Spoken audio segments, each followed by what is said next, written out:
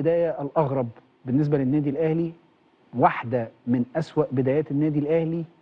قول انه الامر داخل النادي الاهلي لم يعد مطمئنا على الاطلاق بالنسبه لجماهير الاهلي. الاهلي النهارده بيخسر عدد كبير جدا جدا من النقاط. انت بتتكلم بعد 5 ماتشات، المفروض الاهلي اللي جمهوره متعود عليه 5 ماتشات ب 15 نقطه، الاهلي خسران 9 نقاط حتى هذه اللحظه. الاهلي في مركز متخطر جدا، الاهلي في المركز ال 13 او ال 15 في بطوله الدوري. الاهلي معاه من 5 ماتشات 6 نقاط فقط لا غير. انت متخيل؟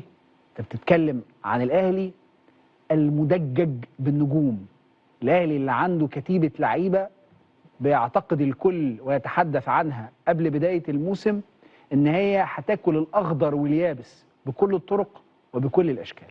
النهارده الاهلي بدا منزوعا للروح، غير مطمئن بالنسبه لجمهوره، وحصلت احداث كتيره جوه المباراه بدات تصدر قلق للناس. طريقه انفعالات اللعيبه نفسها الناس بدات تقلق منها.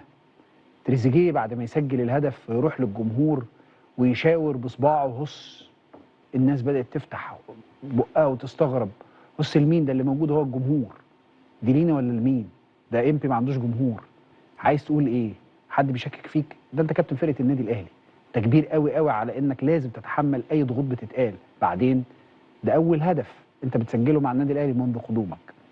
كلام كتير على التصريحات بتاعت الكابتن عماد النحاس. اذا احنا عندنا حلقه فيها تفاصيل كتير جدا جدا، ولا يغيب على احد انه في الخلفيه صوره وداع الكابتن محمود الخطيب لمجلس الاداره اللي ما زالت لحد الان بقرار نهائي، لسه ما حصلش عدول عن هذا القرار.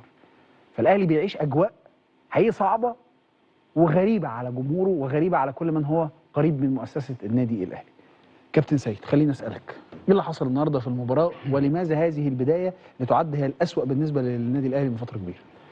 يعني هو الحقيقه احنا مش هنحلل الاهلي او هنتكلم على الاهلي. انا رايي ان اللعيبه دي لازم تعرف مين هو الاهلي اصلا يعني اللعيبه دي تفهم يعني ايه اهلي، ويعني ايه تيشيرت اهلي، ويعني ايه دوري، ويعني ايه جمهور، ويعني ايه فوز، ويعني ايه انتصارات. يعني قبل احنا ما نحلل الاداء اقول ايه 3-4-3 ولا 4-2 ولا 4-4-2 ولا 4-1-4-1، مش هتقول ايه يعني؟ صحيح. انت محتاج الناس دي تعرف يعني ايه الاهلي، تعرف يعني ايه الاهلي اللي هو عنده العقليه، يعني ايه الاهلي اللي عنده الشخصيه، يعني ايه الاهلي اللي عنده الصرامه، يعني ايه الاهلي اللي عنده الشراسه، يعني ايه الاهلي اللي عنده الروح، يعني ايه الاهلي اللي عنده الرغبه، يعني ايه الاهلي اللي عنده النخوه. يعني ايه كل ده؟ يعني ايه كل ده قبل ما نتكلم في لعبنا ازاي والتعادل جه ازاي، دي مهم. يعني ايه تروح تلعب مثلا نهائي افريقيا وانت ب 14 لعيب ولا 15 لعيب وتاخد البطوله وتيجي؟ يعني ايه تبقى موجود ما فيش دوري اصلا وتاخد بطوله افريقيا اللي هي الاقوى والاكبر والاعظم وكل حاجه مرتين ورا بعض؟ يعني ايه؟ يعني يبقى عندك مشاكل كتير جدا حواليك وانت قافل على نفسك ومداري نفسك ومصمم. طب ايه اللي حصل؟ يعني لماذا افتقد الاهلي كل هذه المفاهيم؟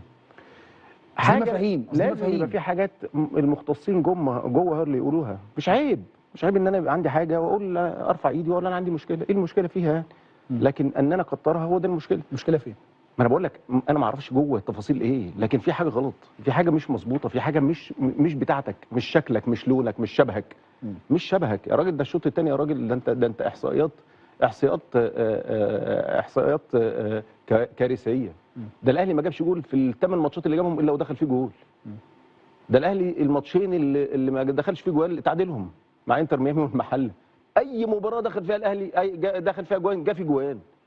ده انت جايب الجونين. ده بص الشوط الثاني كارثه. ده الشوط الثاني اللي انت بتتكلم على الروح والاداء والشخصيه اللي بتفرق. تمام، كلها دخل فيها جوان. الاهلي في مودرن دخل فيه جولين، الاهلي في فاركو دخل فيه جول، الاهلي في بيراميدز دخل فيه جول، النهارده بيدخل فيه جول. في ايه؟